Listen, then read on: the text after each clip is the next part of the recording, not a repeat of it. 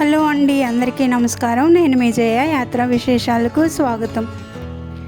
నర్మద పుష్కరాలకు వెళ్ళేవారు పుష్కర స్నానం ఎలా చేయాలి, అలాగే ఓంకారేశ్వర్ వెళ్ళే వాళ్ళు ఏ ఘాట్లో స్నానం చేయాలి ఏంటి అనే విషయాలపై అవగాహన కొరకు నేను ఈ వీడియో చేస్తున్నానండి. మొదటిసారి ఓంకారేశ్వర్ వెళ్ళే వారికి చాలా కన్ఫ్యూజన్గా ఉంటుందండి. ఓంకారేశ్వర్లో ఎన్ని ఘాట్లు ఉన్నాయి, స్నానానికి ఏ ఘాట్ అయితే అనుకూలంగా ఉంటుంది, ఎక్కడ స్టే చేయాలి, భోజనాలు, మొత్తం వివరాలన్నీ చెప్తానండి. వీడియో ఎక్కడ స్కిప్ చేయకుండా చూడండి, బాగా అర్థమవుతుంది.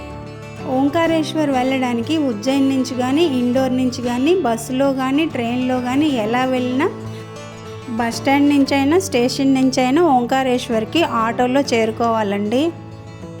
మేమైతే 18 మెంబర్స్ అండి. 18 మెంబర్స్కి ఉజ్జయిన్ నుంచి ఈ బస్సు అయితే బుక్ చేసుకున్నాము. ఈ బస్ కూడా ఘాట్ వరకు వెళ్ళలేదండి, కొంచెం దూరంలో ఆపేశారు. మేము రూముల వరకు ఆటోలోనే వెళ్ళాము. ఓంకారేశ్వర్లో మన కాశీలాగా ఎక్కువ ఘాట్లు ఏమీ ఉండవండి. ఉన్న 3-4 ఘాట్లు కూడా జీరో మెయింటెనెన్స్ అనే చెప్పాలి. ఓంకారేశ్వర్లోని నర్మదా నదికి 4 ఘాట్లు ఉన్నాయండి. అందులో 3 నర్మదా నదికి యువతల ఒడ్డున ఉంటే, ఒకటి నది మధ్యలోని బ్రహ్మపురిలో ఉంటుందండి. అయితే ఒక్క ఘాట్ తప్ప మిగతా 3 ఘాట్లకి ఎలాంటి మెయింటెనెన్స్ లేవండి. ఇక్కడ చూస్తున్నారు కదా, మాందాత చక్రవర్తి గుర్రం మీద కూర్చున్న స్టాచ్యూ కనిపిస్తుంది కదా, సరిగ్గా దీనికి ఆపోజిట్లోనే ఆర్చ్ ఉంటుంది. ఈ ఆర్చ్ లోపల నుంచి ముందుకెళ్తే కోటి తీర్థం ఘాట్ వస్తుందండి. ఇదిగోండి, ఇదే కోటి తీర్థం ఘాట్. ఇక్కడ బోట్ ఎక్కడానికి తప్ప స్నానాలకైతే ఎలాంటి సదుపాయము లేదండి. ఈ కోటి తీర్థం పక్కనే ఉన్న బ్రిడ్జి మీద నుంచి నర్మదా నది అవతలకి వెళ్తే ఓంకారేశ్వర్ జ్యోతిర్లింగం ఉంటుందండి. ఇంకొకటి గోముఖ్ ఘాట్ అండి. ఇదిగోండి మనం చూస్తున్నది గోముఖ్ ఘాట్. ఈ ఘాట్ చాలా కంజెస్టెడ్గా ఉంటుందండి. ఘాట్ నిండా బోట్లు నిండిపోయి ఉంటాయి. ఈ ఒడ్డు మీద స్నాక్స్ హోటల్స్ అన్నీ ఇక్కడే ఉంటాయండి. ఇక్కడ కూడా స్నానాలకు ఎలాంటి సదుపాయము లేదు. ఒడ్డంతా నాచు పట్టేసి దిగడానికి చాలా భయంగా ఉంటుందండి. అలాగే ఇక్కడ ఎలాంటి డ్రెస్ చేంజింగ్ రూమ్స్ లేవండి. ఎక్కువ మంది ఇక్కడి నుంచే బోట్ రైడింగ్ చేస్తారండి. ఈ 2 ఘాట్లు దాటుకొని ముందుకెళ్ళిపోతే నాగేశ్వర్ ఘాట్ వస్తుందండి. ఇది చాలా బాగుంటుంది, కొత్తగా కట్టారు. ఎంట్రన్స్లో ఇలా పెద్ద కలశం ఉంటుందండి, తర్వాత ఒక కలవ పువ్వు ఉంటుంది.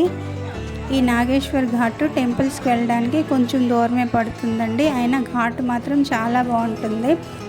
ఈ ఘాట్ చాలా పెద్దదండి, మెట్లు కూడా దిగడానికి సదుపాయంగా ఉన్నాయి. చీకట్లో కూడా ఈజీగా ఈ ఘాట్కి చేరుకోవచ్చండి. ఇక్కడైతే ఉరకలు వేస్తూ పశ్చిమ దిశగా ప్రవహిస్తున్న నర్మదమ్మను మనం చూడగలుగుతాము. అలాగే ఇక్కడ నీరు చాలా స్వచ్ఛంగా ఉంటుందండి. మేమైతే 1వ తేదీన ఓంకారేశ్వర్ వెళ్ళేసరికి సాయంత్రం అయిపోయిందండి.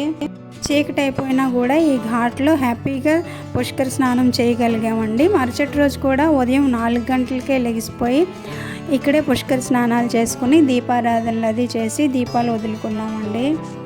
పుష్కర స్నానం చేసినప్పుడు ఎవరైనా పురోహితుడు దొరికితే మనం సంకల్పం చెప్పించుకుంటే మంచిదండి. లేనప్పుడు ఒడ్డు మీద మట్టి కొద్దిగా తీసి నదిలో వేసి తర్వాత 3 మునుకలు ములిగి సూర్య నమస్కారం చేసుకొని ఒడ్డు మీద ఉన్న లింగానికి పూజ చేసుకొని నదిలో దీపాలను వదులుకున్నామండి.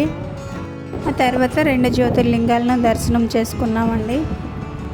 పద్ధతి ప్రకారం 2 జ్యోతిర్లింగాలను ఎలా దర్శనం చేసుకోవాలి, విష్ణుపురి, బ్రహ్మపురి, శివపురి అని వేటిని అంటారు, కావేరీ నర్మదల సంగమం ఎక్కడ జరుగుతుంది, ఈ విషయాలన్నీ ఇంకో వీడియోలో తెలియజేస్తానండి.